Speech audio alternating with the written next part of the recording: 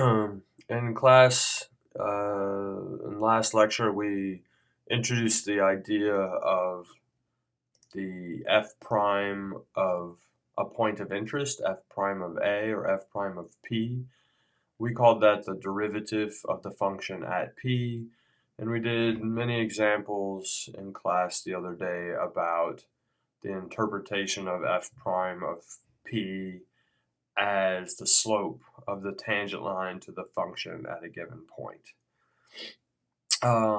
So you have also hopefully watched the two videos that I have made available to you in the video tutorials. Check your email for a link to these videos in your Google Drive. But the first video you should watch is the derivatives as the slope of the tangent line. This was a video that we did in class yesterday about how do you know what the tangent line is and why the derivative is actually the slope of the tangent line. Okay. There's also a video here about how do you actually find the derivative to plug in the point 2 to get the tangent line. In this video, in the examples I did yesterday, I just gave you the derivative as a function. Now in this video, if you watch this, you will see how to actually find the derivative as a function. In this video, I'm going to show you an example that kind of merges these two videos and does a complete example worked all the way out. In our course page, there is the tangent lines and derivatives notes. In our most recent notes, you can see the most recent notes for some of the derivative things we talked about in class. And the tangent lines and derivatives, you can read this book to see some kind of more worked out examples of what we are doing. Clicking on this file will bring up on page 34 your homework for this section. So in this video, I'm going to do two examples and work these all the way out. So I'm going to look at number 4, for example, the function f of x is equal to x squared plus 1. So I'm going to look at the function f of x is equal to x squared plus 1 at the point of interest 2. So f of x is equal to x squared plus 1. And we're going to be looking at the point of interest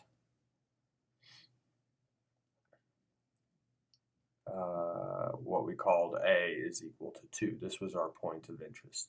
Okay, and the goal in this problem is to do a couple steps. The first step, right, the first step is to find the point of interest. And this is a pretty straightforward process because what we have here is that our x value of interest is 2, but our point of interest is 2 f of 2. Plug in 2 into the function, and this way you get 2 squared plus 1. So our point of interest is 5, 2, 5. Okay, and what we're looking at here is you probably know the graph of the function x squared plus 1. This is just a rough sketch. X and y, and we are looking at the point of interest 2, and here is the y value of interest 5. And the goal of this problem is to find this tangent line at that point. We want to find the tangent line. Okay, and to do that, we need to know the slope of the tangent line. Okay, now how did we find the slope of the tangent line? Well, if we had done this yesterday, I would have found f prime at 2. I would have found f prime at the value x is equal to 2. The problem in this example is that you do not have the derivative, or f prime, the function f prime, was not given. So you will go through the same steps as we did in the second video. So I'm going to work a complete example here. So let's go through to find find the function f prime of x. Okay? And then once we find this function, we will then evaluate it at x is equal to 2. So how do you find f prime of x? Well, we need to take our function, f of x, which was x squared plus 1. We need to find f of x plus h. Right? This is just an algebra problem. X plus h squared plus 1. We need to do the algebra to get x squared plus 2xh plus h squared plus 1. And so you get x squared plus 1 plus 2xh plus h squared. And just notice that this thing here, the x squared plus 1, that was your original function, f of x. Okay. We have something in front of the h term, and then we have a bunch of stuff that doesn't matter. That's squared and cube and fourth and fifth powers of h. And in this case, it's only h squared, but in other problems, it could be a squared, a cube, a fourth. And we don't care about these because for our derivative, we only need the function in front of the h term, which is 2x. So this says that for the function f of x is equal to x squared, f prime of x, or the derivative of the function f of x, that is equal to 2x. So that is how I was able to find the derivative function yesterday in class, and now we know how to find it. Now that we have this function, we can find f prime of 2, and f prime of 2 is equal to 4, of course. And we know that our point of interest was 2, 5, which was a point on the tangent line. We know f prime of 2 is the slope of that line. So now I can find the equation of the tangent line. The equation of the tangent line is simply y minus 5 is equal to 4 times x minus 2. And if you must simplify that, move the 5 to the other side. Add 5 to both sides. You can distribute the 4 to get 4x minus 8. Add on the 5. And now your line, which I prefer to call L of x. L for line and of x because it is a function of x. There's an x in this formula. 4x minus 3. And there is your tangent line. Okay? So that is the full process. In the first video, we talked about how to, what the tangent line was, that if you zoomed in on this point here, you would see your function, and then you would see your tangent line. And the more you zoomed in, the less you would see a difference between, I can't draw very well in here, but you can see less and less of a difference between the function and the tangent line. So that's what the tangent line is. The question is, how do you find its equation? You need the slope. You need to find f prime of 2. To do that, you need to first find the f prime of x function, the derivative, or f prime of x. In this case, it is 2x. You plug in 2 to get 4, and then you're on your way to easily finding the equation of the tangent line. Okay? So let's try one more of these examples. Okay, all the way through. I think the function we were going to look at is, let me see, what was that function? I think we were going to look at the function x squared plus 3x at the point of interest p equals 1. So your homework is to do 1 through 11 of these, and so I'm going to do 2 of them. So x squared plus 3x at p is equal to 1. So our function is x of x is equal to x squared plus 3x. And then our point of interest is, let's say, 1. Okay. Now you may recognize that this function factors as x times x plus 3. So we know that this is a parabola. It is a squared function. So we know that even without the calculator or Excel, we know that there is a 0 at this point and a 0 at -3. And this function is a parabola which opens up. Ooh, boy. So great plot here, but you get the idea.